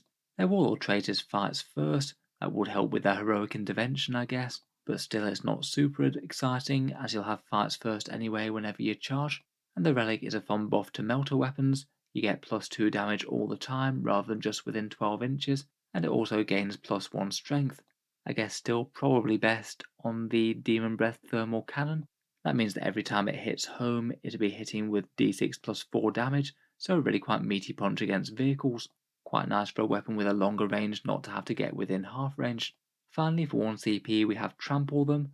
When you move across an enemy unit in the movement phase with a Titanic, you get to cause d3 mortal wounds on the roll of a 3 to 6, getting plus 1 if there's 6 or more models, plus 2 if there's 11 or more models, and after modifiers if you roll a 7 plus, you get d6 mortal wounds instead. I don't think that's really all that great though. Maybe going to be best if you're falling back over enemy units and you want to cause just a little bit more chip damage. Overall though, I don't think any of those are enormously impressive. I feel like it's not a household that's going to get taken very regularly. Thirdly, for the Iconoclast Knights, we have House Chimere. Their bond is that they get plus 1 to wound against enemy units that are less than half strength. They'll be extra good at finishing off depleted enemy units, but that really is quite a situational damage buff that's not going to apply the vast majority of the time. Their Warlord trait is another dread test thing. At the start of every morale phase, every unit within 9 inches has to take a dread test, and if it's failed they take 1 mortal wound. It's kind of similar to that psychic power, except it just happens automatically. I feel usually you're probably going to have something better than that to use as a Warlord trait, but it seems like there's a fair chance to cause some chip damage as you go along, if you do have a knight that you're going to be charging into the enemy. Their relic is a fairly good one, a 5+ invul save against melee attacks, certainly helps knights not be quite as much of a pushover to kill in close combat, and as a nice bonus, unmodified saves of 6 in melee also reflects 1 mortal wound, so it might do a bit of damage as well. That one does seem okay for any knight with a 3+ save. Finally, their stratagem is Fury of Surtur's Wake. It's 1 CP for a War Dog and 2 for a Titanic model, and it's a way of causing some mortal wound impact hits. You get to roll 4d6 for a War Dog or 6d6 for a Titanic. Each dice that you roll that's equal or greater than the enemy's toughness causes 1 mortal wound, any 6s cause 2. If you're charging into a bunch of valuable toughness 3 targets, that could easily be enough mortal wounds to justify itself. For 1 CP, that'd be around 3 mortal wounds out of a War Dog. Again, when added all together, I don't feel like they're particularly overwhelming. I quite like the relic and the stratagem, but I feel like if you're going Iconoclast, the other 2 main Dread households aren't going to beat the extra durability of Herpatrax. Moving on to the Infernal Knights though, and we have House Vextrix. This one's bond is a powerful shooting one, allowing you to reroll one hit roll and one wound roll every time you fire. This one's usually going to be maximally powerful with a whole bunch of war dogs with high power weapons. The Demon Breath Spear seems like a perfect target for this really. The Warlord trait gives you a small defensive buff, an extra 2 wounds or just 1 if you're a war dog, and you get to regenerate D3 lost wounds each command phase. Seems solid enough to me. In particular, that means that you could regenerate some of the wounds that you've lost by using that Demonic Surge ability. The relic gives you a small movement boost at plus 2 inches, and also gives you plus 1 damage in melee if you're not making sweep attacks with something. Seems okay. I guess you could make a very speedy Wardog Carnivore with that maybe, moving 16 inches in a single turn. And finally their stratagem for 1 command point is Interception Array. It allows you to ignore modifiers when shooting. Not super powerful, but not bad to have an option with things like dense cover around. Overall, if you want a house with decent firepower, these guys seem pretty reasonable. Plus the Warlord Trait and Interception Array, they both seem usable too. Sticking with the Infernal houses, House Commentus' bond allows you to buff the Demonic Surge slightly. If you take 1 mortal wound, then you can re-roll your random result that you get on it, or if you take D3 mortal wounds, then you get to take 2 of the 3 results rather than 1. That last one sounds like the most interesting thing to me. It means that you could have 1 weapon each turn that's plus 1 to wound against the enemy, and also have transhuman physiology on each turn, provided you're willing to pay the mortal wound cost. It'd mean that even the very most powerful guns in the enemy army would only be able to wound you on a 4+. I feel like this one's really quite interesting, and it could stack well with a bunch of the other buffs that you can put on these big knights. Their Warlord trait I do find really quite fun as well. They basically get to send one of their weapons mad once per game, they get to reroll hits with it, reroll wounds with it, and also get plus 1 damage. I think ideally that will be something with a high rate of fire and mid damage.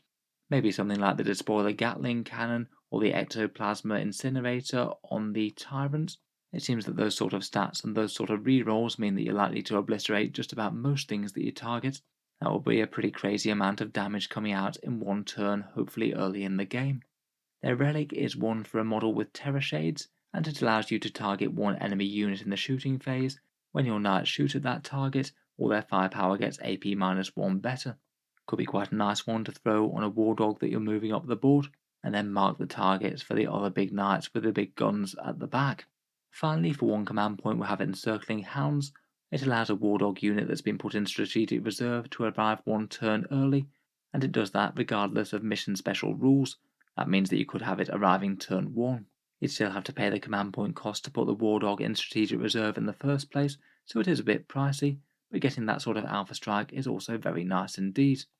Overall, I feel that House Commentus is just really solid. The bond makes the Demonic Surge price a lot more worth paying. The Warlord trait seems nice to just nuke something with a gun on 1 turn early in the game, and both the Relic and the Stratagem are also pretty powerful. I can't help but think that this one's going to be a fairly popular one. Finally, for the main Dread households, we have House Corvax. This one's Bellacor's household, and the bond is that once per game you get an extra Harbinger ability, either from this round or from previous ones. It sounds like that extra Harbinger ability stays for the rest of the game, and apparently it can be used even if not all models are Chaos Knights. Again, it maybe could be a good option to pick up that one that extends the Dread range maybe, and have your leadership debuffs and other nastiness go that little bit further. Otherwise, the Warlord trait gives him plus 3 inches to auras and plus 3 inches to dread abilities as well. That could be up to 18 inches worth of dread ability right there. The Relic's really quite a nice one. Each battle round, 1 failed save becomes damage 0 each turn, so you could save it for a truly powerful enemy shot, something like a Tau railgun maybe, and just make its damage go away. Each time this happens though, you do have to make a risky roll 2d6 versus your own leadership. If it's higher than said leadership, then the relic stops working for good. With the high damage weapons going around in 40k though, that one's really nice. Finally, for 2 CP, we've got Knights of Shade. This one allows a Titanic model or 2 War Dogs to move through terrain or models, either in the movement phase or the charge phase. I guess occasionally that could allow you to do some really unexpected stuff and get somewhere that your opponent wasn't expecting and thought they'd screened, but for 2 CP that is fairly pricey. For Corvax, that nice defensive relic I think is the single thing that would make me most want to take them. Very nice to have a bit of insurance against really high damage shots. Overall, out of the households, I really like House Herbitrax for the Iconoclasts. and all of the Infernal ones seem usable, though I think that House Commentis is probably the most tempting to me. It doesn't end there though, as then we have the Fell Bonds, which you can either apply to Dread Blades, or you can use them as sort of a minor Dread household ability, where instead of getting any of the extra bits that you got out of the 6 main ones, you just get one of these bonds for the entire army, and you don't get any stratagems or warlord traits or anything like that. For any Dread Blades in the detachment, they each get a different one of these. You can't choose the same one, and you can't use the ones that copy a household bond. But in particular for Dreadblades, I think it looks quite interesting, as you could kind of use these to tailor each knight to its purpose, maybe give a ranged one a shooting buff, or a melee one a combat buff.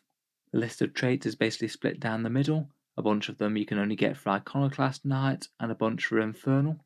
For Iconoclast we have Bold Tyrants, an extra bonus 1 AP within 18-inch range for range attacks.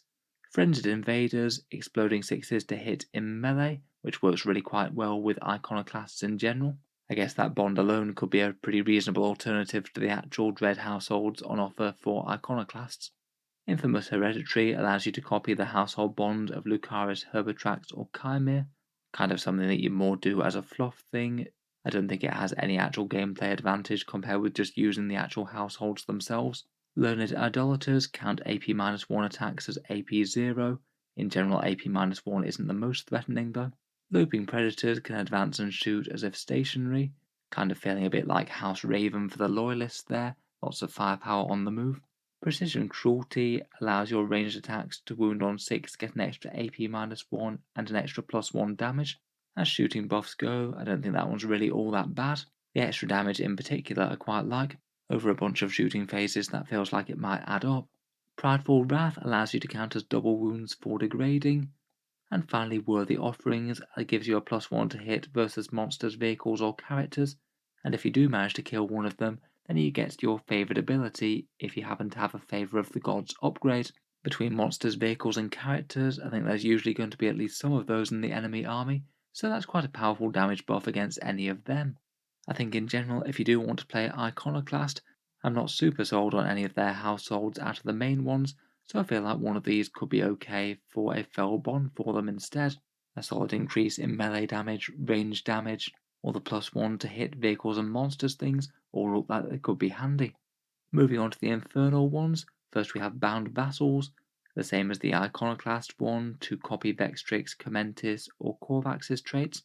Then Dark Forging, this one gives you +4-inch range to the guns, and also weirdly +1 strength and damage to stubbers, which can also ignore Lookout Sir. I think the range thing is kind of borderline useful, maybe not too bad if you've got a Valiant Pattern Tyrant maybe. Having access to a whole bunch of damage to sniping stubbers though does sound kind of interesting. Not really all that strong maybe, but still quite good fun. Merciless Tormentors really is quite a powerful close range damage boost. When you're targeting units within 18-inch range with ranged weapons, you get to roll hit rolls of 1 and wound rolls of 1 as well.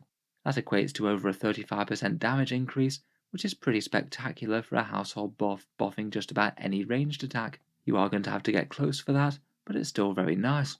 Geists of Ruin gives you light cover provided you're greater than 18 inches away. I suppose that's okay, works quite nicely with any 2+ save models. Hellforged Construction gives you -1 damage against strength 7 or lower weapons. Perhaps not really the ones that you most have to fear, but certainly is a bit of insurance against a whole load of heavy bolter shots or damage to combat weapons messing you up. Biomechanical Fusion allows a Dreadblade to get Demonic Surge despite not normally getting it, and what's more, on a 4+, it ignores the mortal wounds that it takes from it too, so I guess it's Demonic Surge but on a really good day. Unhallowed Inscriptions gives you +1 to deny the Witch if you're a Psyker, and also a 5+ save against non-Demonic Surge mortal wounds, and Warp Vision gives you ignore light cover. I feel the Infernal ones have a fair bit more stiff competition from the households, Commentis and Vextrix in particular, but Merciless Tormentors really is quite a powerful close range shooting buff.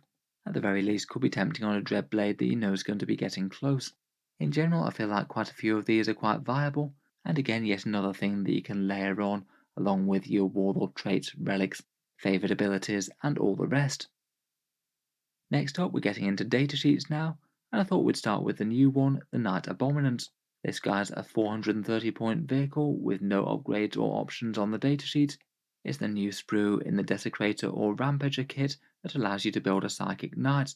Keywords wise, the Knights have largely kept the same ones.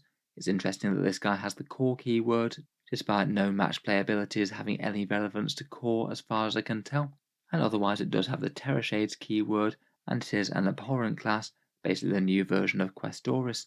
Statline wise, it's movement 10 inches, weapon skill and ballistic skill 3+, strength and toughness 8, 24 wounds, 3 attacks, leadership 9, a 3+ save, and a 5+ invuln from its Ion Shield. In the world of 9th edition, where stat increases are all over the place, it's interesting that the Knights have actually got some debuffs here. Most of the standard Questoris/Abhorrent classes have all gone down to 10-inch movement, and this guy in particular has got 1 less attack than the standard Chaos Knights. They've all remained at 4, he's dropped to 3, but I think that might be to take into account his powerful melee weapons, which I'd argue make up for it. As we mentioned already, he is a Psyker that knows 2 psychic powers and can cast 2 and deny 1. And he's got the standard Imperial Knight special rules, Ion Shields, Super Heavy Walker, and Harbingers of Dread. Wargear wise, the Volkite Combuster is a 30-inch range heavy 6 weapon at strength 10, AP-1, and damage 3, and like plenty of other Volkite weapons, wound rolls of 6 cause mortal wounds, this time a massive 3 extra mortal wounds in addition to normal damage. With those mortal wounds coming in, it's generally going to be quite useful against just about any targets. It averages around about 6 wounds per turn to a toughness 7 or 8 vehicle with a 3+ save, though it might be a bit underwhelming against higher save things, and particularly things like Marines with Armour of Contempt. Otherwise, for range, it's got a Heavy Stubber, which is now rebranded as a Diabolus Heavy Stubber. These have gained 1 extra shot to 4, and also strength 5 as well, so a little bit more punchy than they were previously. Finally, in melee, it attacks with its Electra Scourge, triple the attacks at strength 8, AP-2, and damage 3, so usually the equivalent of 9 Thunderhammer attacks there, plus an extra D3 attacks from its Bale Mace tail at strength 8, AP-2, and damage 2. Usually a fairly meaty general purpose combatant then, so around 7 wounds to a toughness 8 3+ save vehicle, or around 3 dead Marines with Armour of Contempt. Overall, just for the damage and defense, he doesn't seem too terrible as a standard knight, but I think getting 2 psychic power casts in addition makes it look really nice. You could usually expect this guy to be walking around with a 5+ feel no pain, and potentially using that one where you get +1 to wound in melee and mortal wounds on 6s. Compared with the other knights, I feel like these guys are looking really strong. I feel like we might see a fair few competitive lists having at least one of these show up in the army. Next up, I thought it would make sense to take a look at the most generic Chaos Knight, the Knight Despoiler. This one's the one that's built from the standard Imperial Knight Questoris kit, and it's still very flexible and customizable, allowing you to take any mix of range and melee weapons.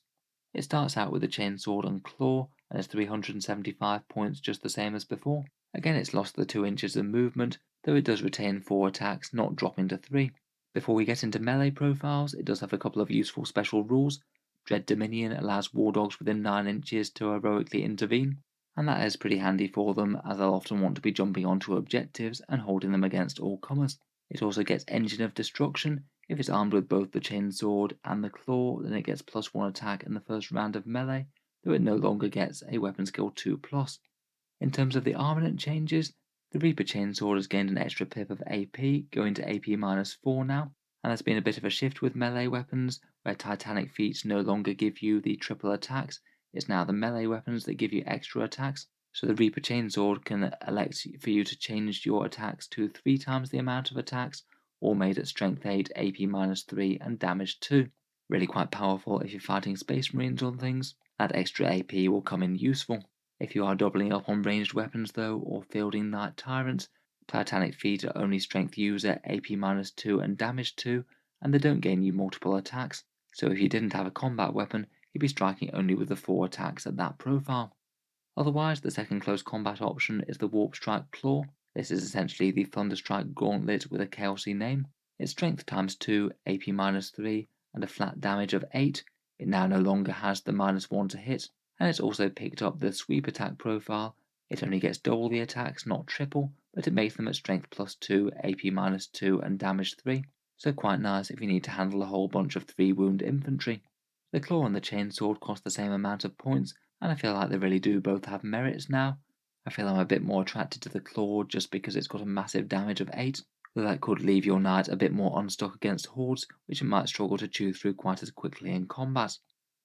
Otherwise, for ranged weapons, you can still mix and match any combination, so you could take double thermal cannons if you wanted.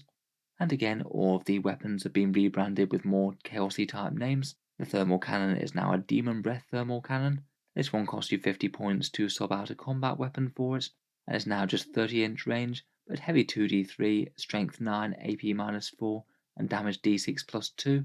At half range you get an extra plus 2 damage. The range certainly doesn't help, but that's going to be hitting far harder than it was, and getting more shots to boot. The Despoiler Gatling Cannon is the new name for the Avenger Gatling Cannon.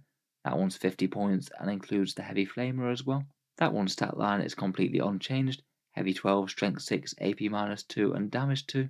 Still a nice general purpose weapon, though can still run into a few more bad matchups in 9th edition, particularly things with minus 1 damage.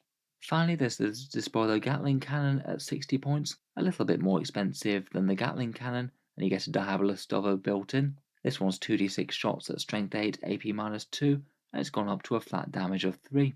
This one really seems quite solid and general purpose. There aren't going to be too many targets that want to get hit by that thing. I think they all look tempting, to be honest. Perhaps the thermal cannon is the one that initially seems most interesting to me. You get some seriously quite quality shooting out of that. Finally, for the Despoiler, we have the Carapace weapon options. Again, they've got all rebranded names. The Havoc missile pod is the new name for the Ironstorm missile pod. It costs 20 points now rather than 15. It's completely unchanged at strength 5, AP minus 1, damage 2, though it has been nerfed recently with those barrage changes. The Ruin Spear rocket pod is 40 points. That's the new name for the Storm Spear one. Again, it's unchanged at basically 3 crack missile shots, but it is 5 points cheaper than it was. Finally, we've got the Twin Hellstorm autocannon for 20 points.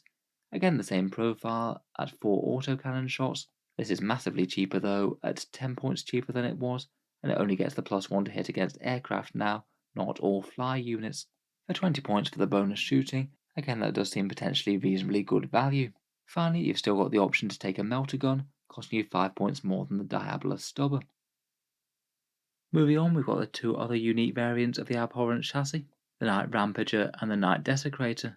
The Rampager is the melee one, 400 points base, so down 15 from 415, and this guy does get to retain the 12-inch movement that the Knights previously had, and the stat line that he already had with weapon skill 2+ and 5 attacks. He does lose one of his special rules, which is the exploding 6s to hit in melee for the big weapons, but to be honest, the loss of this rule isn't really a particularly big thing, as it's outweighed by his gauntlet having no penalty to hit anymore, and getting damage 8 included for free, so he is still a lot fightier than he was before, even before all the other layered buffs that you can do with them. His sweep attacks have also got a lot better and a lot more flexible as well, which certainly doesn't hurt. His Frenzied Rampage special rule now has become a War Dog buffing power. It allows War Dogs within 9 inches to reroll hit rolls of 1 in melee. Quite nice that the medium-sized Knights can kind of act as mini commanders for the War Dogs as they march up into battle.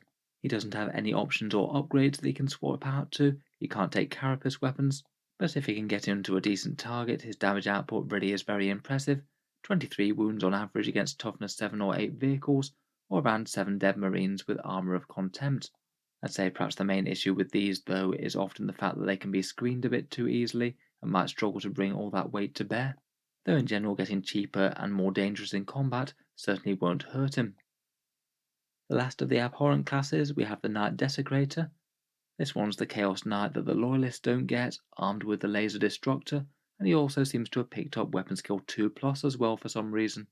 He's 400 points base now, so it's down 5 or 10 points depending on what melee weapon you selected before, and statline wise he has eaten the 2-inch movement nerf that a lot of them have taken, though as we mentioned his weapon skill has been boosted to a 2+, so he's more dangerous than average for the abhorrent knights. His special War Dog leading rule is Taskmaster. It means that War Dogs within 9 inches get to reroll ones to hit at range, so if you are thinking about having some autocannon War Dogs or Brigands wandering around, then they could be a little bit more accurate if they're somewhere near him. Technically his rule has been toned down a little bit though. He used to let them reroll all hit rolls within range or melee, and maybe it feels just a little bit weird to have a dual roll knight like this wanting to buff solely ranged War Dogs. Still though, it's not like this guy can't contribute at range. The Laser Destructor gets 2 shots at strength 14, AP minus 5 and damage D3 plus 6. It's gained a bit of range, reliability in shots, more AP and 4.5 wounds worth of damage. It only loses a small bit of mortal wound output in the trade-off. On a turn-on-turn average, it'll do around 7 wounds to a toughness 8 vehicle without an invul, or 9 wounds to a toughness 7. If you want to soup that up a bit, you could always trade it out for the relic version of it. An extra shot and strength 16 are both quite nice boosts.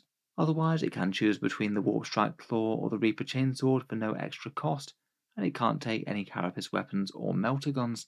Seems pretty solid though as a mixed role knight, a powerful anti-tank weapon, combined with a useful war dog buffing ability, and being a little bit more dangerous in melee than is normal for the abhorrent pattern knights. Next up we get into the many flavours of war dog. In general, like the big knights, they haven't really seen too many big changes to their stat line. The biggest news is a small movement nerf, going down to 12-inch movement rather than 14. It's still decent, but having them be quite so fast before was very helpful. The fact that they've been split into 5 different datasheets depending on armament means it's easy to take lots of them, but if you do take squadrons of war dogs, then each squadron does have to be of the same loadouts, as most of the loadouts are pretty split up.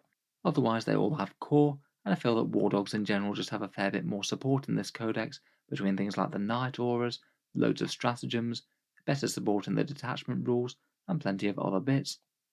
First up we have the Wardog Huntsman, which is the Armiger Warglaive pattern Wardog for 145 points, so 10 points more expensive than it was before. As we mentioned, the profile has actually got slightly worse, but the Demon Breath Spear is more dangerous now. 2 shots rather than D3, strength 9 and D6 plus 2 within half range, all of which make it a far more dangerous and reliable anti-tank weapon. The Reaper Chain Talon is the new name for the Chain Cleaver. They've gained a pip of AP both when they're striking and sweeping. Finally, the Diabolus Heavy Stubber is buffed a little bit, and you can still opt to swap it for a Melter Gun for 5 points. I'm not sure if I'm necessarily convinced that this guy's stronger than he was before though.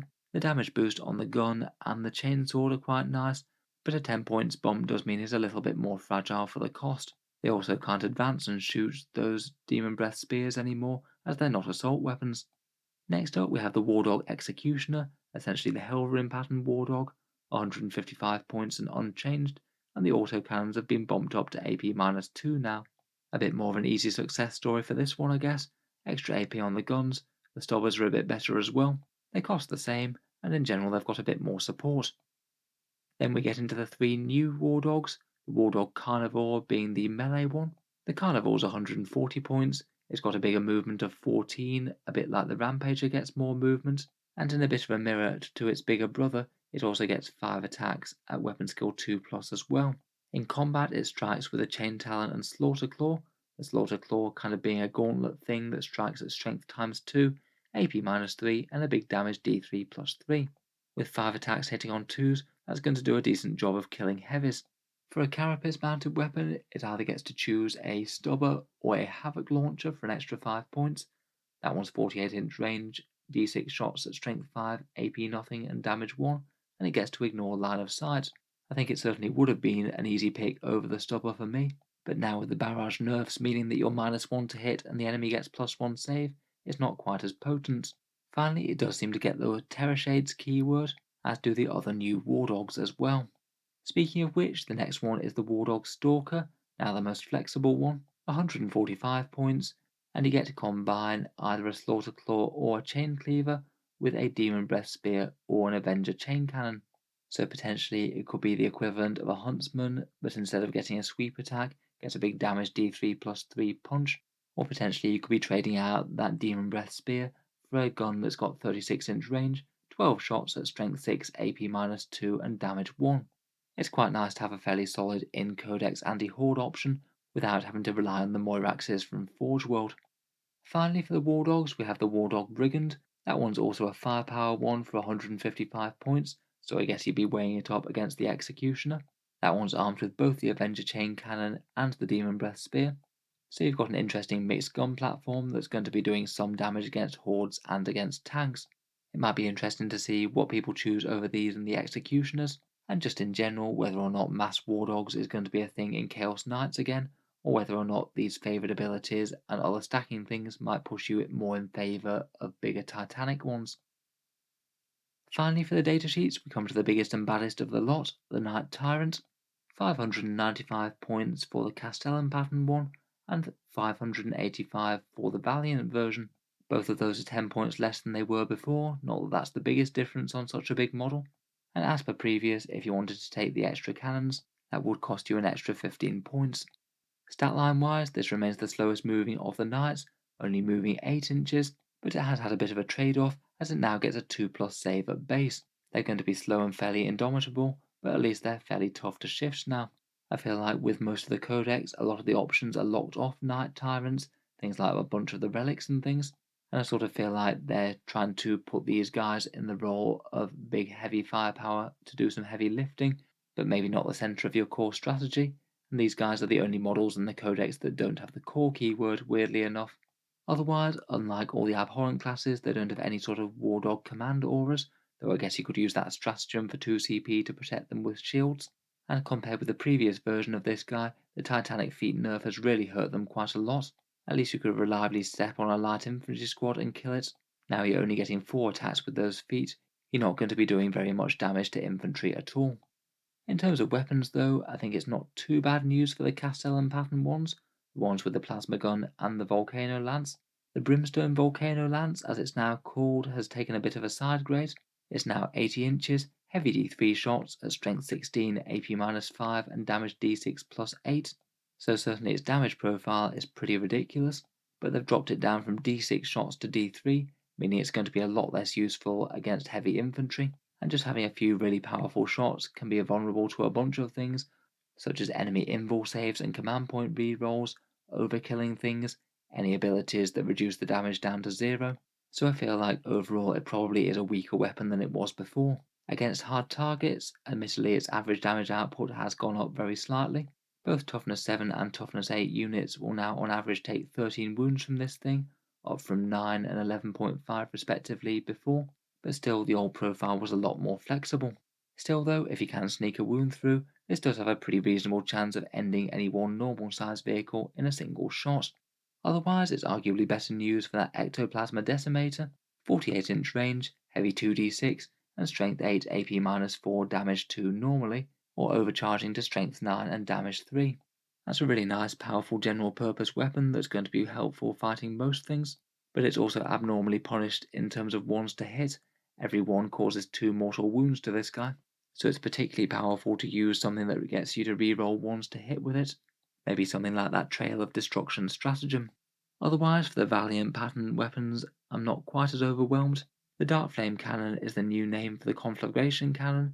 It still seems pretty powerful, but it hasn't got any buffs. And the Warp Shock Harpoon still seems to be a bit of a meme weapon. Its range has been improved to 18 inches, it still gets one ridiculous shot at strength 16, AP 6 and damage 10. It now has +1 to hit monsters and vehicles rather than re-rolling hits, and if it does hit it causes 3 mortal wounds to the enemy, even if they pass an invul save. It still is kind of vulnerable to invul saves though, but the mortal wounds and the extra range do help quite a bit. Finally, for the carapace weapons, the twin Desecrator cannons are the new name for the siege breakers. They have taken a range nerf down to 36 inches and have become damage 2 from D3. Otherwise, the melter guns and the shield breaker missiles haven't changed, except that they've renamed the shield breakers to Geist Strike missiles. In general though, if you still just want raw mass firepower out of a knight, the Tyrant still seems to be one of the better options, even if they have made it kind of hard for him to access some of the more powerful buffs. It'll be interesting to see if people still gravitate to these, going for raw might as opposed to things like layered buffs. So that just about brings us to the end of our datasheet section, and the review of Chaos Knights in general. I feel like my initial impression of the book is that it's not quite as overtuned as some of the other recent releases, things like Tyranids or Harlequins. Hopefully it will remain a book that's just a fair bit more interesting than previous, but doesn't become the instantly best in game and need to have loads of nerfs done. I do feel like the book still has some pretty decent power. Maybe one of the biggest issues might be durability in 9th edition though. Out of several of the more recent codexes, there's quite a lot of good solutions for killing knights, Tau Hammerheads and Storm Surges, Tyranid Tyrannofexes, Eldar Fire Prisms that shoot through imbuls. There's a lot of things that can pose really big threats to very tough units. I still feel that these guys are going to be somewhat strong though. I think it's maybe a bit easy to underestimate layers of stacking buffs and just how many things that you can put on the same knight here. The stat lines haven't seen insane buffs, but they've gained 2 extra layers of special rules in the Harbingers and God upgrades, and when you layer that on things like Warlord Traits, Relics, household buffs, the traitorous ambitions, stratagems, and maybe even psychic powers, you've got a whole ton of things going off even on just one model. It's going to be interesting to see what people make of them. I'll be looking forward to seeing what sort of lists people put together. If you'd like to see some more Chaos Knight things, I'll certainly be reviewing the Knight Abominants, Carnivores, and a bunch of army lists and households on the channel over the next few weeks, so feel free to subscribe to Auspex Tactics if you'd like to see those. In any case, an absolutely enormous thank you for listening, and just before I go, I would just like to quickly mention the channel's Patreon page, which is how I can afford to make quite so many videos like this quite so regularly. Making all the content each day for the channel does take an enormous amount of time and effort, which take a crazy amount of time to prep the slides, record and edit. If you are getting good value out of the videos, any support is enormously appreciated. I do try and give some rewards to channel patrons, including seeing certain videos early, regular votes to see what sort of things happen next on the channel, and automatic entry into the regular prize giveaways with a chance to win some really big model kits each month. If any of that sounds good to you, or you'd just like to help support, then the link is down in the video description. In any case, a massive thank you for listening, and I'll hope to see you guys next time.